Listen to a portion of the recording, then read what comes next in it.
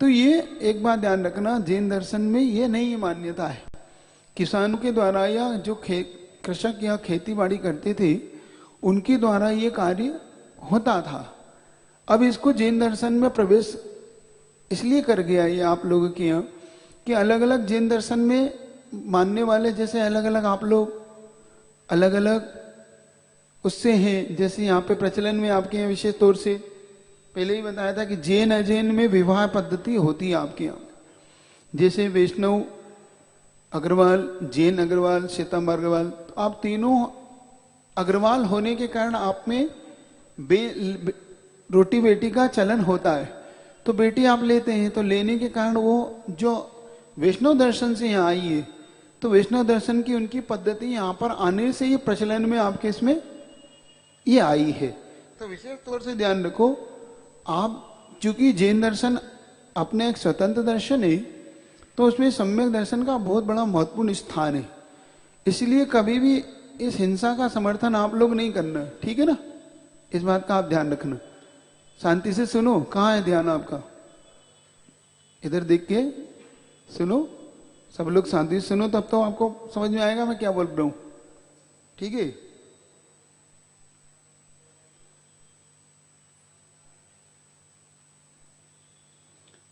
किसी ने पूछा कि सेठ अरहत दास आर्त ध्यान से मरकर मेंढक बने तो उनके नियम व्रत का क्या लाभ हुआ?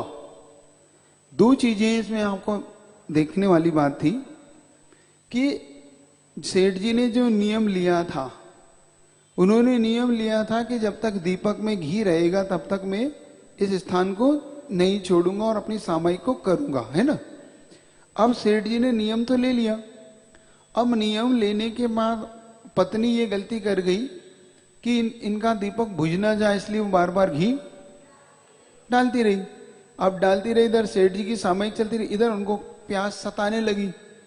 उस प्यास के कारण जो आर्त ध्यान हुआ, ध्यान रखना, उस प्यास के कारण आर्त ध्यान तो वो मरे भी, वो मर के मेंढक भी बने। लेकिन आप देखो जन्म भी उनने कहाँ लिया? जन्म भी जैन के वहीं लिया। चाहते तो वो कहीं और कहीं ले लेते, तो उन्हें कहाँ से संबोधन मिलता? तो व्रत नियम का फल यही है कि शायद अगर व्रत नियम नहीं लेते और अगर मरते तो कहाँ जाने? नरकों में और तिरंचों में जाना। तिरंच में भी ऐसी जगह जन्म लेते जहां उनको कोई संबोधन देने वाला भी नहीं मिलता। तो व्रत नियम का ये फल निकला कि उनका जो पूर्व का पुण्य बढ़ा हुआ था, लेकिन आर्त ध्यान के कारण आयु जो उनकी खोटी बन गई, क्योंकि आयु का अपकर्ष काल उनका उस समय पड़ा जिस समय उनके परिणाम खराब चल रहे थे। उसी समय आयु कर्म का बंद होना और उसी समय उनके परिणामों की विकृति होना, दोनों एक साथ मिलन हो गया। इस कारण से जाना पड़ा, ना कि व्रत के नियम के फल से कोई गए हो। समझ रहे हो कि नहीं? व्रत नियम के फल से माने गए, व्रत नियम के फल से तो बच गए और ऐसी जगह जन्म हुआ उनका जहां पे उन्हें संबोधन करने वाला मिल गया। और उसका ये परिणाम निकला कि उन्हें भगवान महावीर में के समोसण में जाने का अवसर मिल गया। ये बात अलग है कि नहीं जा पाए, और जब नहीं जा पाए तो रास्ते में जब श्रेणी के हाथी के नीचे वो कुचले गए तो कहाँ मर के क्या बने? तो ये देव भी उनका पूर्व कृत पुण्य आज काम आया। तो व्रत नियम कभी असफल नहीं होते, ये आपके जीवन में कहीं ना कहीं काम आते हैं। तो ऐसा मत समझो, नहीं तो कुछ लोग इसका विपरीत अर्थ निकालने लगते, इससे तो अच्छा भैया व्रत नियम लेते नहीं और अर्थ जरूरी नहीं है। ऐसा आप मान्यता मन में से निकाल दो कि व्रत नियम लेने से ऐसे परिणाम होते। बहुत से लोग इसलिए नहीं लेते महाराज, देखो आर्तरो ध्यान हो जाता ना, इसलिए हम नियम नहीं लेते महाराज जी। हम पालते तो है लेकिन हम नियम नहीं लेते। लेकिन नियम नहीं लेने का फल आप समझ रहे हो? मतलब आप स्वतंत्र हो, स्वतंत्र होने के कारण जब आप नियम नहीं लोगे तो आप कभी भी वो भोजन भी कर सकते हो। मतलब आप रात्रि भोजन नहीं करते लेकिन आपका नियम भी नहीं, और आप नियम ले से इसलिए डरते हो कहीं टूट ना जाए, है ना? तो आपके लिए नुकसान क्या हो गया? आपके लिए नुकसान ये हो गया कि जो नियम लेके आप पुण्य कमा लेते अथवा पापों की निर्जना कर लेते, वो ना होके आपने व्रत नियम भी लिया और आपकी अकाम निर्जरा मानी जाती है। क्या मानी जाती है? अकाम निर्जरा। अकाम निर्जरा मतलब कर भी रहा है कार्य और नियम से नहीं बंध रहा। जैसे आपके बैंक में दो चीजें होती है, एक करेंट अकाउंट, एक एफडी। तो करेंट अकाउंट में पैसा दुगना नहीं होता, बल्कि अब तो कई कई बैंकों में उसका चार्ज और देना पड़ता है करेंट अकाउंट, बल्कि एफडी में दुगना होता है। अब मान लो आपने 10 साल में या 9 साल में एफडी दुगनी होती है ना, अब 10 साल में आपके धन दुगना होता है। अब करेंट अकाउंट में भी वो पैसा 9 साल रहा, आपने नहीं निकाला, और एफडी में भी 9 साल में नहीं निकाला, था दुगना किसको देगा? वो करेंट अकाउंट का नहीं देगा। 9 साल आपके धन की रक्षा करिए, वो पैसा और दे दो, क्योंकि आपने लिख के नहीं दिया, संकल्पबद्ध नहीं हुए ना। इसलिए एफडी मतलब नियम, नियम लेना मतलब एफडी, और बिना नियम के पालना मतलब ऐसे ही चल रहा है, ठीक है भाई, उपयोग में हुआ तो ले लिया।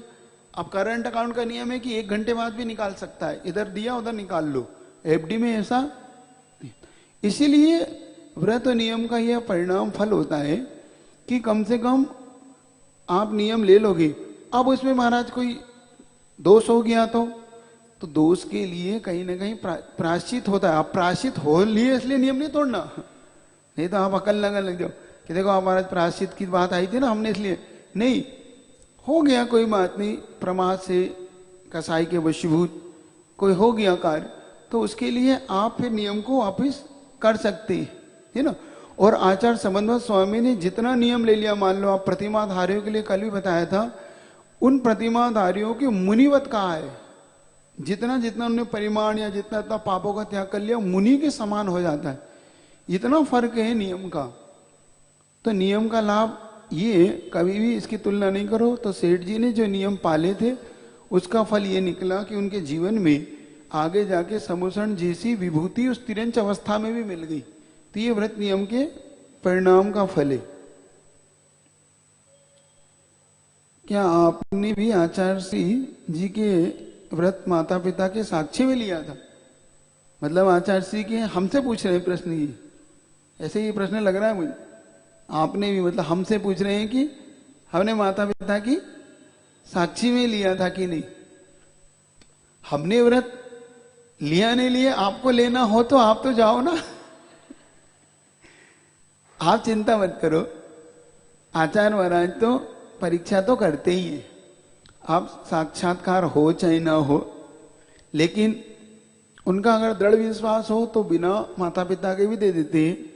और उनको ऐसा लगता है कि कहीं इनके माता पिता इनको परेशान करेंगे, या इनके माता पिता इनको ऐसा ना हो कि इनको वापस ले जाएं, क्या इनको वापस ले जाएं, तो फिर थोड़ा सा माता पिता से वो पूछ भी लेते हैं कि भाई माता पिता को है कि नहीं। क्यों कागज ला के दे दो ना इनको, ऊपर से चंदर ऊपर से कहा था ना, कागज ला के दे दो इनको लिखने के लिए, ऊपर रखा होगा पेड़, हमारे वहां देख लो, ठीक है। तो आचार्य जी 2 ही प्रकार से हर उसके लिए कि आपको जो माता पिता होता आपके पुण्य पे डिपेंड करता है। जैसे अभी आचार्य श्री ने एक भाई जो अभी पहली बार ही गया और उसने आचार्य श्री से नियम मांगा, तो एक ही बार में दे दिया उसको आचार्य श्री ने। उसका पुण्य इतना तेज था कि उसे एक ही बार में दे दिया। अब जिसके पुण्य में थोड़ी सी कमजोरी हो तो उसके लिए समय भी लग सकता है।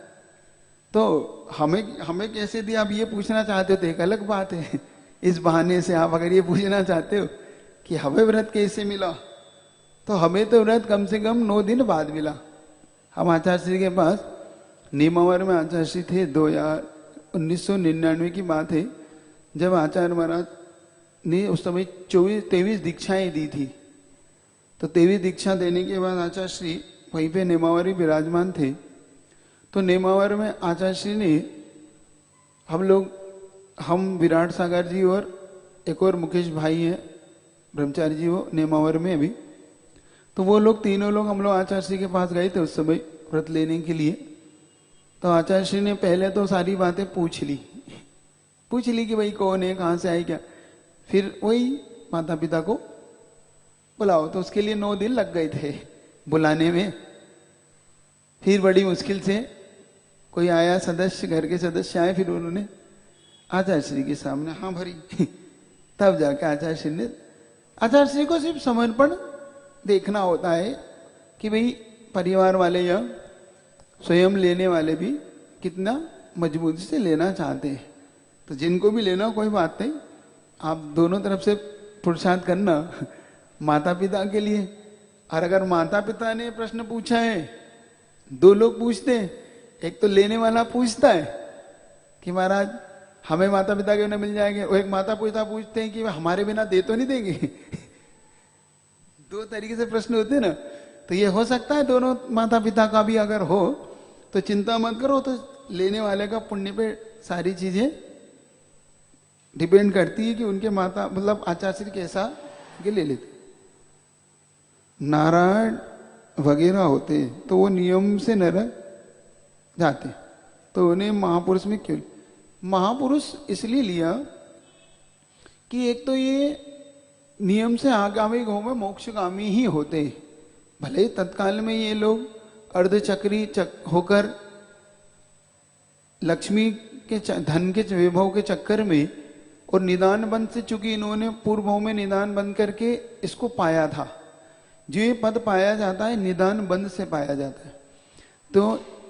तो ये पद अर्धचक्री और प्रतिचक्री जो होते हैं, तो ये निदान बंद के कारण पाते, और निदान बंद के कारण इनको नरक बंद भी होता है। एक बात ध्यान रखो, जो निदान करता है अपने जीवन में, एक बात ध्यान रखना, जब भी कोई निदान करता है, निदान का फल ही ये होता है कि उसे नरक जाना पड़ता है। इसलिए आपको ध्यान रखना, कभी भी किसी भी निदान का कार्य नहीं करना संसार में, कि अपने पुण्य के लिए कोई निदान, मतलब आप ये सोचो कि मुझे ये कार्य करने पर मेरे पुण्य से मुझे ये मिले, ये अपने आप में एक निदान बंद का कार्य। इसलिए निदान बंद कभी नहीं करना, और निदान बंद से बचना हमेशा। अपने पुण्य को बेचना नहीं, ये क्या है? पुण्य बेचना जैसा है। क्या है ये? पुण्य बेचना जैसा है। निदान बंद एक प्रकार का पुण्य बेचना जैसा है। तो उन्होंने अपने पुण्य, पूर्व में जब मुनि थे तो उन्होंने ऐसे विभूति को देख के सामने वाले की कि मैं भी ऐसा बनूं, मैं भी नारायणपति नारायण बनूं। बन तो गए वो, लेकिन उसका फल ये निकला कि अंत में उन्हें नीचे की यात्रा, अधोगति की यात्रा करना पड़े। इसलिए कभी भी अपने पुण्य को बेचना नहीं, ठीक है ना। बहुत से लोग प्रवचन सुनते रहते, जाप भी करते रहते, क्या एक साथ 2 कार्य कर सकते? कभी भी ध्यान रखो, ये 2 कार्य नहीं होते, जब भी होते एक ही कार्य में मन लगाओ। 2 कार्य नहीं करना चाहिए।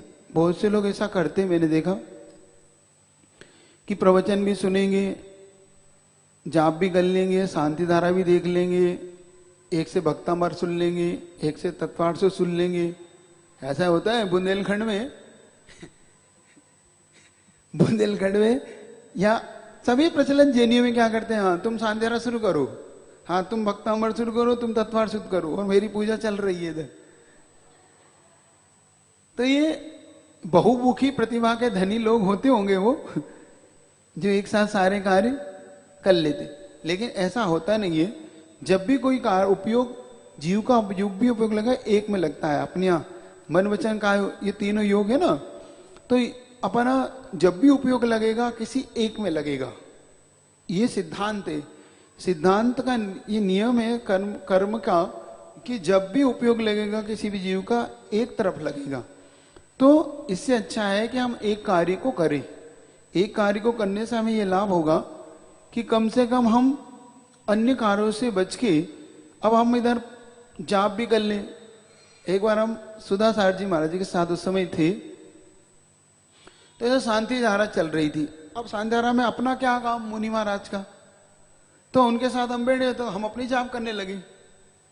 तो उन्होंने हमारा हाथ पर टोक के ऐसे, जाप नहीं करो, अभी शांति धारा चल रही ना, तो अभी शांति धारा के प्रति समर्पित रहो। मतलब फिर जाप करना है तो शांति धारा नहीं होगी, फिर जाप करो। मतलब 2 काम एक साथ मत करो। क्योंकि आपको जो फल चाहिए, आप सोच रहे हो मुझे शांति के फल भी मिल जाए, मुझे जाप का मिल जाए, दोनों नहीं मिलेंगे। इससे आपस में टकराहट होगी आपके उपयोग की, उपयोग आपका बार बार भटकेगा, ना जाप का पुण्य मिलेगा ना। इसलिए महाराज कह रहे, उस समय कहा था, तो कम से कम आप जब भी करें शांति से जाप करना हो तो भी शांति से जाप कर ले एकांत में। और बहुत बार जब भी कोई कार्य हो रहा हो, देखना एक बार, जैसे शांति धारा हो रही हो तो फिर शांति धारा के आसपास बैठ के जाप मत करो आप। क्यों? इसलिए मत करो कि जो शांति धारा कर रहा है या करवा रहा है उसका उपयोग आपको देख के भटकता है। इसलिए भटकता है कि शायद इनका मन शायद शांति धारा में नहीं है। क्या बहुत से लोग क्या करते हैं, इनका मन शांति धारा में नहीं। ऐसा मत करो। ऐसे अगर जाप हो रही हो तो उस दिन स्वाध्याय मत करो आप, और स्वाध्याय करना है तो फिर उठ के और कहीं जाके स्वाध्याय करो, क्योंकि जो जाप कर रहा है करवा रहा है उसके लिए भी डिस्टर्बेंस हो रहा है आपको देख के कि शायद इनका मन जाप में नहीं है। तो ये विपरीत वर्गणाएं वहां पे मत दो। क्या होती है? विपरीत वर्गणाएं मत दो आप। इसलिए वर्गणाएं अगर से देना तो दोनों एक काम में आप लगो, आपका मन उसमें लगेगा तो अपने आप ही आपको फायदा भी होगा।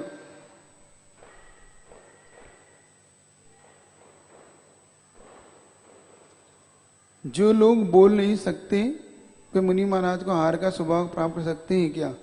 क्योंकि शुद्धि बोल नहीं सकते। नहीं, जो लोग नहीं बोल सकते वो आहार देने के पात्र नहीं है। जो बोल नहीं सकते, सुन नहीं सकते, जिनका हाथ कटा हुआ, कटा से मतलब पूरा, जैसे पूरा पंजा या पूरा पैर, इनका अंग अगर कटा है, अंग अगर भंग है, तो इसमें आहार देने का निषेध किया है आगम के अंदर। तो जो लोग आ नहीं, उनके लिए एक बात ध्यान रखना, उनके लिए कभी भी आ नहीं दे सकते। अभिनव महाराज श्रेणी का उन्होंने अपने वचन को निभाने के लिए अपने पुत्र श्रेणी को नगर से चिल्लाती के राजा बनकर, क्या ठीक था? ये नीचे का प्रश्न समझ में नहीं है, ऊपर का तो उत्तर दे दिया मैंने आपको। तो जो लोग शुद्धि नहीं बोल सकते वो आहार नहीं दे सकते, इसका आप ध्यान रखें। ये आहार के लिए कम से कम आपकी शुद्धि बोलना तो बहुत जरूरी। बहुत से लोग मौन ले लेते हैं। अब मौन ले लेते हैं, अब महाराज जी हमारा मौन है, हाल कैसे ले लो, शुद्धि तो बोलो। तो मौन लेना है आपको, तो आहार के बाद, शुद्धि बोलने के बाद फिर शांति से आप मौन ले। महाराज जी आपसे जब आहार लेना शुरू कर दे कि हाँ महाराज जी को शांति, आपकी मन वचन कहा है कि शुद्धि सुना गई, तब लो आप मौन। तो उस समय तो बोलते हो। क्या पूरे दिन का मौन है तो आपको फिर आहार दान नहीं मिलेगा देने को। आपको शुद्धि तो बोलना ही पड़ेगी, बिना शुद्धि बोले कैसे लेंगे आप महाराज को इतनी छूट ले लो कि मैं आहार दान के समय, और स्वाध्याय के लिए तो वैसे ही छूट दी जाती है आपको कि भाई आपको वैसे बैठे हैं तो मौन में आप पाठ कर सकते हैं बोल बोल के, जैसे भक्ता। मौन का मतलब किसी से बात नहीं करना। मौन का ये मतलब नहीं कि आपको बोलना ही नहीं है बिल्कुल। आप बैठ के भक्तामर का पाठ कर ले या कर ले तो शुद्धि में बोल ले, पूजा बोल के कर ले। ये पूजा मौन में नहीं करना उस दिन, नहीं तो मौन ले लेता। ऐसे पूजा नहीं करना, बोल के पूजा करो, और उससे आपका गृहस्थों का मन उससे लगता है, नहीं तो ये कोई मतलब नहीं निकलेगा। ठीक है ना? ये ध्यान। नमोकार मंत्र के उपवास करने का क्या फल है और 64 रिद्धि के उपवास का क्या? दोनों अलग अलग है। नमोकार मंत्र में पंच परमेष्ठी को लेके किया गया है। 64 रिद्धि के मंत्र 64 रिद्धिधारी जो मुनि महाराज है उन 64 रिद्धियों को लेके किया गया है। इसके उपास 35 और उसके 64। एक तो एक अविशेष अंतर तो ये, दूसरा अंतर इससे नहीं पड़ता 35 और 64 से, अंतर पड़ता है आपकी अंदर की विशुद्धि से। क्या अंतर इससे नहीं पड़ता कि आप 35 कर रहे हैं कि 64 कर रहे हैं, अंतर इससे पड़ता है कि आप कितनी विशुद्धि से वो उपास कर रहे हैं।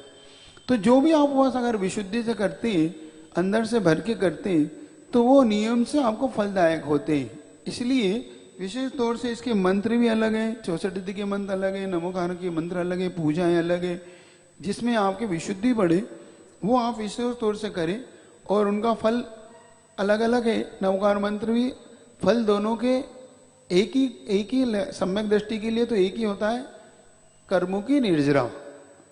फल से मतलब आदमी, आप फल अगर ये समझते हैं कि नवकार मंत्र से क्या प्राप्ति होती है और 64 विद्या से क्या प्राप्ति होती है, तो उससे बचो। वो लौकिक चीज क्या प्राप्त हो उससे कोई फर्क, अपने को फर्क नहीं पड़ना चाहिए।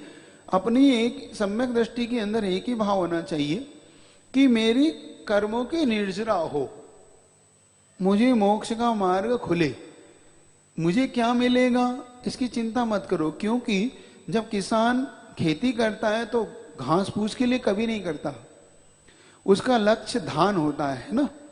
अब जब उसका लक्ष्य धान होता है तो फिर खेती के चक्कर में कभी नहीं पड़ता कि खेती में क्या आएगा, उसका लक्ष्य होता है धान, और धान के साथ वो घास अपने आप, भूसा अपने आप उसको मिलता है। इसलिए फल अगर लौकिक पूछ रहे हो तो लौकिक फल के चक्कर में मत पड़ के आप कर्मों की निर्जना के लिए करो। और कर्मों की निर्जना आप 35 करो चाहे 64 करो, दोनों ही करने में जिसमें आपकी ज्यादा विशुद्धि बढ़ेगी, जिसमें आपका अंतरंग ज्यादा विशुद्ध होगा, उतनी ज्यादा कर्मों की निर्जना होगी, ये तय है। 64 और 35 से कोई फर्क नहीं पड़ेगा, फर्क पड़ेगा आपकी अंदर की विशुद्धि से, ये आपको ध्यान रखना। उद्वेलना किसे कहते हैं? उद्वेलना एक ऐसा प्रश्न है ये, जैसे कि आपके लिए उदाहरण पहले दे दूं। उद्वेलना का मतलब है ना, रस्सी गुथती है ना, अब रस्सी, अब जब रस्सी एक से एक गुथते हैं तो मान लो मिथ्यात के आपने 3 टुकड़े करे, मिथ्यात, सम्यक मिथ्यात और सम्यक प्रकृति। तो 3 टुकड़े करने के बाद अब वो मिथ्यात की अगर 3 की उद्वेलना हो जाएगी तो ये तीनों एक में एक हो जाएंगे, पुनः 3 टुकड़े एक में हो जाएंगे। इसकी जो 3 टुकड़े करे थे ना अपने मिथ्यात के सम्यक दर्शन के प्रभाव से, तो वो जब तीनों एक हो जाएंगे तो आप पुनः प्रथमोपसम सम्यक दर्शन के योग्य हो जाओगे। ऐसा तो उद्वेलना का अगर शाब्दिक अर्थ आप पूछते हो तो तीनों का मिल जाना, पुनः प्रकृतियों का आपस में मिल जाना। जैसे 3 प्रकृति 3 टुकड़े करे थे, उनका तीनों का मिल जाना, गुत्थम गुत्था एक दूसरे से होके, उसका नाम उद्वेलना हो गई। तीनों प्रकृति के मिथ्यात्व की उद्वेलना हो जाना, इस प्रकार।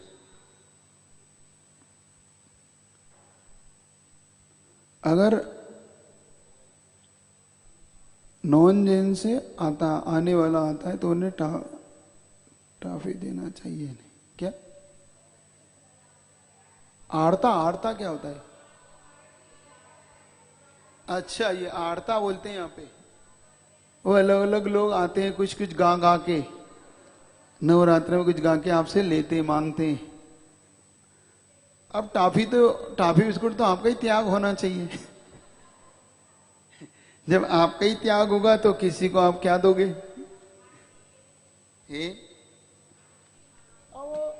दया वया के वशभूत होके देना हो तो अलग बात है, धर्म मान के नहीं देना, क्योंकि ये कार्य धर्म मान के नहीं किए जाते। ये तो एक दया के वशीभूत मात्र शांति से इसे दे दिया हो तो एक अलग बात है, बाकी दया धर्म से ये कार्य करते हैं, धर्म मान के इनको नहीं करना। हमारा जाप का नियम है, अगर हम कई बार बाहर जा रहे हैं ट्रेन कार आदि में, तो कार की गद्दी होती है, यहाँ पर बैठते तो वहां जाप करते नहीं। पहले भी कहा था, कभी भी रास्ते में ऐसे चलते हुए कभी भी ना सामायिक होती है, ना जाप होती है, ना पूजा होती है, ना भक्तांबर इत्यादि पढ़ा जाता है। सिर्फ मात्र विशुद्धि बढ़ाने के लिए इतना किया जा सकता है कि आप नवोकार मंत्र पढ़ ले, गिनती काउंटिंग ना करें। एक बार आचार्य श्री के पास कुछ आर्यिकाएं कहीं लंबे से बिहार करके आ रही थी, लंबे से मतलब क्षेत्र के कई वंदना करके आचार्य श्री के दर्शन के लिए वो आ रहे थे। आने के बाद उन्हें आचार्य श्री से पूछा कि आचार्य श्री, हम लोग बिहार में होते हैं, अब लंबा बिहार होता है, समय हमारे पास, फिर थक जाते हैं, मिल नहीं पाता, फिर हमारे कुछ पाठ वगैरह होते हैं, तो क्या हम पढ़ सकते हैं? जैसे मान लो हमें इष्टोपदेश आता है तो हम इष्टोपदेश की पूरी गाथाएं स्वाध्याय रूप में पाठ के रूप में आचार्य श्री ने स्पष्ट मना कर दिया कि नहीं, आप ये नहीं पढ़ सकते, स्वाध्याय ऐसे नहीं होता है। आप नमोकार मंत्र जरूर जप सकते, मन में काउंटिंग नहीं करना, मतलब माला नहीं फेरेगी वो, सिर्फ नमो अंदर विशुद्धि जपने के लिए, ताकि उसकी माला नहीं फेरना, माला नहीं मानी जाएगी, मात्र एक उपयोग को लगाने के लिए शुभ में, ताकि क्योंकि आचार्य से कहते हैं कि जब आप पढ़ोगे तो नीचे उपयोग नहीं लगेगा तो चींटियां मरने का या कोई भी जीव जंतु के घात होने का डर है। इसलिए आचार्य जी ने कहा था कि उससे बचने के लिए आप नमोकार मंत्र लेंगे, स्वाध्याय नहीं, भक्तांबर नहीं। बहुत से लोग घर से निकलते हैं, भक्तांबर शुरू कर देंगे, मंदिर पहुंचते उनका भक्तांबर पूरा हो जाएगा कि हमारा भक्तांबर पाठ हमने कर लिया। कभी नहीं होता ये पाठ माना ही नहीं जाता। उसके लिए तो आप एकांत एक स्थिर व्यक्ति शुद्धि से विशुद्धि से बैठ के शांति से पढ़िए अगर पाठ करना है तो।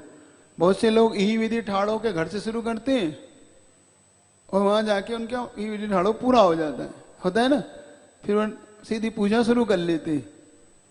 अब वो कहाँ ठाड़ो, तुम ठाड़े, ठाड़े का मतलब खड़े होके, और तुम चल तो रहे हो। नहीं, जाप गाड़ी में बैठे बैठे इसलिए नहीं कर सकते, एक तो विशुद्धि का स्थान नहीं, दूसरा आपकी तो कोई ईर्यापत है ही नहीं, गाड़ी में कितने जीव मर रहे हैं क्या, इसलिए आप जाप ना करके सिर्फ उसकी काउंटिंग ना करें, सिर्फ नवकार मंत्र शांति से पढ़ लें। लेकिन अगर जाप का नियम है आपका तो आप शांति से बैठ के कहीं स्थान में करें, या अगर आप चूक गए हो तो दूसरे दिन उसको दुगनी कर लें। जैसे एक आज था तो कल का एक, या दो कर लें, मतलब दूसरे दिन दो कर लें, तो कल की भी हो जाएगी, आज की भी हो जाएगी। लेकिन आप ये सोच रहे हो कि हम गाड़ी में हैं तो 2-4 दिन के एक साथ कर लो, क्योंकि आधी घंटा गाड़ी चलेगी, 4 जाप हो जाएगी, 4 दिन की हो गई। ये नहीं करना। जाप के लिए आपको विशेष तौर से आपको बैठ के ही करना चाहिए। ये कह तो रहे, आप एक बात समझ तो लो पहले। अच्छा, आपसे पूछता हूं, जाप क्यों करना चाहते हैं आप? नियम निभाने के लिए क्यों कर रहे हैं? जाप का मतलब, जाप का मतलब क्या करने का, आपका उद्देश्य क्या है? अच्छा, पूजा करने का, जाप करने का, भक्तांबर पढ़ने, इन सब का उद्देश्य क्या है ये तो बताओ पहले, क्या है? विशुद्धि बढ़ा।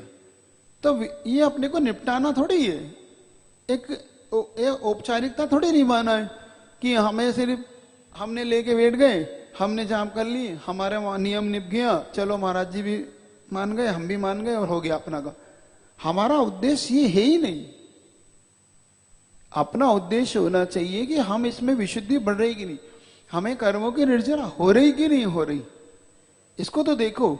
अगर नहीं हो रही है तो ये जाप इत्यादि करना बेकार है, सिर्फ आप निभा रहे हो। माला फिरत है हाथ में, जीव फिरे मुख माई। गुरिया फिरत, गुरिया बोलते हैं इनको, जो कहते हैं दाने, इनको बोलते गुरिया। तो गुरिया फिरत है हाथ में, जीव फिरे मुख माई, मनवा फिरे बाजार में, ये तो सुमरन नाही। ये जाप नहीं है कि जाप तो यूं चल रही और मुंह में जीभ चल रही, नमो रिंदा नमो, और मन जा रहा कहाँ पहुंच गए, कितनी गाड़ी पहुंच गई, कितनी दूर आ गए, कितनी और बची है यात्रा। तो ये सुमिरन नहीं है, ये मात्र एक औपचारिकता है जो आप पूरी कर रहे हो। ये मत करो, कम से कम एक जगह बैठ के करो, शांति से कर लो। शांति से करने में क्या बुराई है? आखिर आपको वहां जाके ऐसा कौन सा अर्जेंट काम है? जब हमें कोई बीमारी हो तो हम क्या सोचना चाहिए? कर्मों का फल है भगवान की शक्ति से ठीक हो जाए, स्वस्थ हो जाए, जिसमें भगवान आपकी पूजा कर सके। कोई बात नहीं, सब कुछ सोच सकते हैं इसमें से आप। सबसे पहले तो कर्मों का फल का ही विचार करना चाहिए कि हमारे कर्मों का तीव्र उदय है आज, जिससे हम पूजा इत्यादि नहीं कर पाए, और हमारा कोई तीव्र कर्म है। तो अगर भावना भी हो तो ये भावना भाव कि भगवान ये बस कर्म चला जाए तो हमें सिर्फ आपकी भक्ति करना है, वो करना है, ऐसा नहीं कि सिर्फ भगवान को समझाने के लिए कि बस भगवान चल जाए तो फिर वही करने लग जाओ जो करते आए थे। और एक बार ध्यान रखो, पहले पूजा करते थे तब तो ये बात बन सकती है, पहले पूजा ही नहीं करते थे, अब कर्म का फल आया अब पूजा करो, ये क्या? इसलिए पहले से ही पूजा करो। भगवान की भक्ति करने के लिए तो कहते ही दुख को कम को बोइलाओ सुगे गमनम, ये सब उसी का ही हिंदी अर्थ है कि भगवान में मेरे दुखों का क्षय हो, कर्मों का क्षय हो, आपके गुणों की प्राप्ति हो। 64 रिद्धि के पूर्ण को पूर्ण करने के लिए 64 रिद्धि की पूजा भी जरूरी है, इसके बिना व्रत पूर्ण नहीं माना जाए। हाँ, गृहस्थों के लिए तो कम से कम जरूरी है। मुनियों की अगर 64 रिद्धि की व्रत करते हैं तो उनके लिए जाप ही काफी है, उनके लिए पूजा की आवश्यकता नहीं पड़ती। किंतु जो ग्रस्त लोग करते हैं, तो जिस रिद्धि की वो मान लो पूजा उपास कर रहे हैं, 64 रिद्धि के अलग अलग हैं, विक्रिया के, बुद्धि रिद्धि के 18, विक्रिया के 11 है ना, बाकी के 7 से रस के 7 है ना, औषधि के अलग, अंत में अक्षीण महालस और ये सब रिद्धि। तो कम से कम आप जिस रिद्धि की पूजा कर रहे हैं, जिस रिद्धि का उपास कर रहे हैं, उस रिद्धि की पूजा अवश्य कर ले। और अगर विधान कर सकते तो विधान कर ले, जैसा आपकी अनुकूलती। और एक जाप उसकी होती है। एक बात ध्यान रखना, जाप का अपना सबसे बड़ा महत्व है। जहां तक जाप का मैं समझता हूं, अगर आप अंतरंग विशुद्धि से करते हो तो जाप का फल एक विधान के बराबर है। क्या? अगर एक जाप अगर विशुद्धि से करते हो पूरी 108 बार, तो वो पूरी विधान के बराबर फल होता है उस जाप का।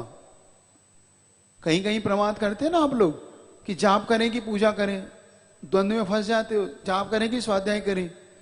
तो अगर आपका विशुद्धि बढ़ती है तो आप जाप करो उस समय, और अगर आपकी विशुद्धि पूजा में बढ़ती है तो पूजा करो, कोई बात नहीं, स्वाध्याय बढ़ती स्वाध्याय करो। इसीलिए जो कार्य विशुद्धि से हो उस कार्य को पहले करो। तो जाप के बाद, जैसे भी विधान के बाद एक जाप पूरी होती है, 108 बार भी करते हैं, कोई लोग 9 बार कर लेते हैं, 27 से अलग बात। इसलिए आप जाप करना है तो आप अच्छे से अगर व्रत पूजा कर रहे हैं तो गृहस्थों को विशेष तौर से पूजा इत्यादि करना ही चाहिए। गृहस्थों के लिए एक ही तो साधन है आपकी विशुद्धि बढ़ाने का, ध्यान रखना। क्या? विशुद्धि बढ़ाने की पूजा एक सबसे बड़ा साधन है, और गृहस्थ इसको छोड़ देते हैं। कुछ लोग 4 बार स्वाध्याय तो करते लेकिन 1 बार पूजा नहीं करते। क्या? आचार्य श्री के पास एक व्यक्ति आए, प्रश्न करने लगे, आचार्य श्री पूजा करने से कितने कर्म का बंध होता है? क्योंकि वो स्वाध्यायशील थे, स्वाध्यायशील थे, तो उनका मन था कि पूजा करने से सिर्फ कर्म का बंध होता है। क्या? उनका सिर्फ कर्मों का बंद होता है, क्रियाकांड मानते हैं पूजा को, तो पूजा को क्रियाकांड मानने का उनका मानना था कि पूजा से सिर्फ मात्र कर्म का बंद होता है। तो आचार्य महाराज अजब बहुत गजब का जवाब दिया उन्होंने। महाराज कहते हैं अगर स्वाध्याय करने से 4 बार कर्म का बंद होता है तो पूजा करने से 1 बार होता है। समझ आ गई बात? अगर स्वाध्याय करने से 4 बार करते हो, क्योंकि 4 बार करते हो तो 4 बार कर्म का बंद होता है, पूजा करने से 1 बार ही होता है। तो एक बात ध्यान रखो, पूजा को आप कर्म के बंद का कारण मान रहे हो, स्वाध्याय को नहीं मानते। स्वाध्याय कर्म का बंद का कारण नहीं, स्वाध्याय परम तपा, स्वाध्याय परम तप आपके लिए नहीं है, ये उन साधकों के लिए जो इस प्रकार की साधना कर रहे हैं। कौन? मुनि महाराज के लिए स्वाध्याय परम तप, आपके लिए तो स्वाध्याय स्वाध्याय ही है। हाँ, ध्यान रखो, पुण्य के बंद, जैसे पूजा पुण्य का बंद का हेतु, ऐसे स्वाध्याय भी आपके लिए पुण्य पूज बंद का ही हेतु है। ये बात अलग है। उस स्वाध्याय से हमें अलग अलग जैन दर्शन की जानकारियां, जैन दर्शन के बारे में समझने का एक अवसर मिलता है। स्वाध्याय को मैं नकार नहीं रहा हूं, इसका मतलब आप स्वाध्याय मत करो, स्वाध्याय तो करो, लेकिन पूजा भी करो। स्वाध्याय अगर थ्योरी है तो पूजा प्रैक्टिकल है, ध्यान रखना। और प्रैक्टिकल में पूरे नंबर आते हैं। क्या? थ्योरिटिकल में इतने नंबर नहीं आते, प्रैक्टिकल में पूरे नंबर आते हैं। 100 में से 100 नंबर देना होती है प्रैक्टिकल में, जबकि थ्योरिटिकल में तो 100 में लाना वाला ही नहीं मिलता कोई, कहीं 90, कहीं 80, 70 इस पर अटक जाते हैं थ्योरी। तो थ्योरी और प्रैक्टिकल अगर समझते हो तो पूजा एक प्रकार का प्रैक्टिकल है। और पूजा में 6 ही अंग आ जाते हैं। कौन से अंग आ जाते हैं पूजा में? 6। अब आपके गृहस्थों के कौन से 6 सटकर 6 आवश्यक कौन कौन से हैं? देव पूजा, गुरुपास्ति, स्वाध्याय, संयम, तप और दान, ये ना। अब देखो, जब आप पूजा करते हो तो पूजा करने के बाद एक तो देव पूजा हो गई, आप देव शास्त्री पूजा करी तो गुरु की उपासना भी हो गई, और स्वाध्याय पढ़ा आपने उसको अच्छे से, बहुत अच्छे से, तो आपका स्वाध्याय भी हो गया। फिर संयम, जितनी देर आप वहां खड़े रहे, जितनी देर आप शांति से विवेक पूर्वक अच्छे से, तो आपका संयम भी पला। और त्याग, जो तप, त्याग होगा ना आपका, दान, दान, हाँ, संयम तप, आप खड़े होके अच्छे से कर रहे हो तो आपका तप भी हो रहा है, और दान, जो आप चढ़ा रहे हो वो दान भी हो रहा है। तो पूजा में 6 आवश्यक हो जाते, स्वाध्याय में 6 आवश्यक करके दिखाओ। 2-3 तो हो जाएंगे आपके, लेकिन वो बाकी नहीं होंगे। इसलिए स्वाध्याय एक अलग व्यवस्था है और ये अलग व्यवस्था है, इसलिए पूजा करना ही चाहिए। गति बंद कैसे और कब होती है? घर में बुजुर्ग लोग का मन तो धर्म में लगता है, परंतु वो नियम लेने के लिए कभी तैयार नहीं होते, तो क्या उनका गति बंद हो चुका है? गति बंद के लिए अपन ने पहले भी समझा था, गति बंद का आयु के जब त्रिभाग होते हैं, 3 भाग में से 2 भाग बीतने पर गति बंद होता है। क्या? आयु के 3 भाग, जैसे कि आपको बताया था 81 वर्ष की आपकी आयु है, तो 27 के 3 भाग करिए तो आपके 81 वर्ष हो जाए। तो 27 के 2 भाग आप निकाल दीजिए, मतलब 54 साल अलग कर दीजिए। तो 54 साल बीतने के बाद जब जो 27 साल का प्रथम अंतर्मुहूर्त पड़ेगा आपका, उस समय प्रथम अपकर्ष काल पड़ता है। अपकर्ष काल का मतलब हुआ आयु बंद का समय। उस अंतर्मुहूर्त के अंदर आपको, अगर आपके मध्यम परिणाम है तो आपको आयुबंद होने की संभावना बनेगी। वहां नहीं बंधा तो फिर आपके 3 भाग और कर लीजिए, तो 9 के 3 भाग, 18 साल फिर निकाल दीजिए। फिर जो अंत का 9वां साल तीसरा, उसके अंतर्मुहूर्त में आपको होगा प्रथम अंतर्मुहूर्त। ऐसे 8 अपकर्ष काल आपके आएंगे आयु बंद के, और इनमें भी नहीं हुआ तो अंतिम जैसे आपका अंतर्मुहूर्त मरण का आएगा, नियम से आपका आयु बंद होके ही यहां से जाना होगा, क्योंकि बिना आयु बंद के कोई भी जीव अगली गति में नहीं जाता, ये नियम है। इसलिए आयु बंद जब भी होगा अपकर्ष काल के अंदर होता है। और रही बुजुर्गों की बात, तो बुजुर्गों का अपना अपना स्वभाव भी हो जाता है। जैसे अगर तिर्यंच, मनुष्य और नरक 3 गति का बंद हो गया है, तो वह जीव कभी भी नियम नहीं लेगा, संयम धारण नहीं करता, न व्रति प्रतिमा इत्यादि लेता है। अगर देवगति का बंद हो गया या होने वाला है तो वो संयम भी धारण करता है, नियम इत्यादि को भी लेता है। इसलिए ये सबसे अच्छा फार्मूला है। अगर हमें आगे नहीं बढ़ पा रहे तो इसकी चिंता तो करना ही चाहिए कि कहीं आयु बंद तो नहीं हो गया। इसको अब मैं उनके लिए नहीं कहता, अब क्योंकि जरूरी नहीं कि हर व्यक्ति फिर भी आयु बंद हुआ ही हो, आगे उनका सुधर जाए, बदल जाए जीवन। मंदिर जी में आकर खुद बैठकर माली से पूजा के लिए जिनवाड़ी मांगना या माला मांगना जब माली झाड़ू मार रहा हो लगा रहा हो, बोल दो ना, मार रहा हो क्या होता है, उसे पाप है क्या? बिल्कुल पाप है। इसलिए पाप है कि उस जो माली के हाथ है वो शुद्ध नहीं है, पहली बात तो जिनवाड़ी के लगाने योग्य उसके हाथ नहीं है। दूसरा, वो आपको जनवाड़ी उठाने में कोई विवेक भी नहीं रखेगा, कहाँ से उठा रहा, कैसी उठा रहा, फिर उस सीधा रख देगा आपके सामने, तो नीचे चीटी है क्या है कुछ नहीं देखता, वो उसे कोई मतलब भी नहीं होता। इसलिए उससे बचने के लिए आपको विशेष तौर से स्वयं उठ के करना चाहिए। क्या? आपको उनसे नहीं कराना चाहिए। आप जाओगे तो विवेक पूर्वक जो जिनवाड़ी चाहिए वही लाओगे, वो दूसरी भी ला सकता है, फिर आप को नहीं भैया ये नहीं वो लाना, वो नहीं वो लाना। इसलिए अच्छा यही है कि आप स्वयं वहां जाएं, लेकर आए, इस प्रकार से आप करें। अगर हम ये कहते हैं कि अगर मेरी इच्छा पूरी हो गई तो मैं यात्रा करूंगा, छत चढ़ाऊंगा आदि, ये सब सही है। देखो ये तो अगर धार्मिक कार्य के लिए आप कर रहे हो तो फिर भी कथनचित चल सकती है बात कि महाराज मुझे शिखर जी की वंदना नहीं हो रही है, अगर मेरे शिखर जी के कर्म का बंध अगर थोड़ा ढीला पड़ जाए, मैं यात्रा कर लूंगा तो भगवान में छत्र चढ़ाऊंगा, क्योंकि मेरी यात्रा बहुत दिन से विघ्न पड़ रहा। देखो धार्मिक कार्य के लिए धार्मिक कार्य करना तो ठीक था, लेकिन आप संसारिक कार्य में कि ये भगवान मेरी 2 नंबर की गाड़ी निकल जाए तो मैं छत्र चढ़ाऊंगा, तो ये तो वो हो गया कि स्वयं पाप करो, भगवान को भी अपने साथ लपेट लो। एक बात आओ, कल से अगर पुलिस वाले ने पकड़ लिया कि ये 2 नंबर का माल कहां से निकल के आया और तुमने छत्र चढ़ा दिया था, आ गया था गोडाउन में माल, तो उन्होंने छचड़ा दिया। इधर बाद में छापा पड़ गया 1 महीने बाद, पुलिस वालों के भैया 2 नंबर का माल बताओ।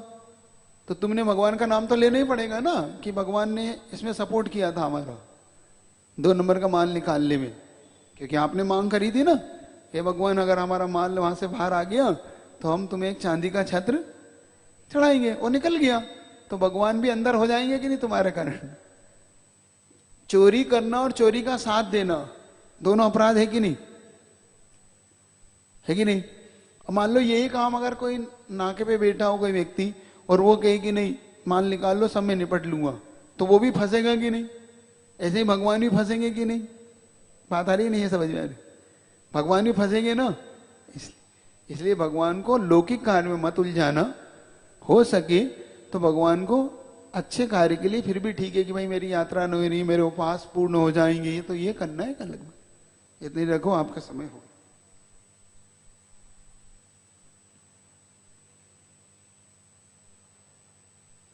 चलिएगा अब इतने रख लो, बाकी बाद में देखें फिर कभी। सीधे बैठो, जाम कर ले। ठीक 7 बजे से आप मैसेज डाल दो, 7 बजे से आज पेपर आएगा, 7:05 पे, ठीक है। 7:05 पे मैसेज अगर दो, पेपर आ गए सब आपके, कंप्लीट है आपका काम। चलिए, ओम सम्यक दर्शनाय नमः, ओम सम्यक ज्ञानाय नमः, ओम सम्यक चारित्राय नमः। सीधे बैठ जाओ, रीढ़ सीधी, गर्दन सीधी, आंखें बंद। ओम ह्रीं अरम असियाउष नमः, ओम ह्रीं अरम असियाउष नमः, ओम ह्रीं, ओम ह्रीं, ओम ह्रीं अरम असियाउष नमः, ओम ह्रीं अरम असियाउष नमः, ओम ह्रीं, ओम ह्रीं, ओम ह्रीं अरम असियाउष नमः, ओम ह्रीं अरम असियाउष नमः, ओम ह्रीं, ओम ह्रीं, ओम ह्रीं अरम असियाउष नमः, ओम ह्रीं अरम असियाउष नमः, ओम ह्रीं, ओम ह्रीं, ओम ह्रीं अरम असियाउष नमः, ओम ह्रीं अरम असियाउष नमः, ओम ह्रीं, ओम ह्रीं, ओम ह्रीं अरम असियाउष नमः, ओम ह्रीं अरम असियाउष नमः, ओम ह्रीं, ओम ह्रीं, ओम ह्रीं अरम असियाउष नमः, ओम ह्रीं अरम असियाउष नमः, ओम ह्रीं,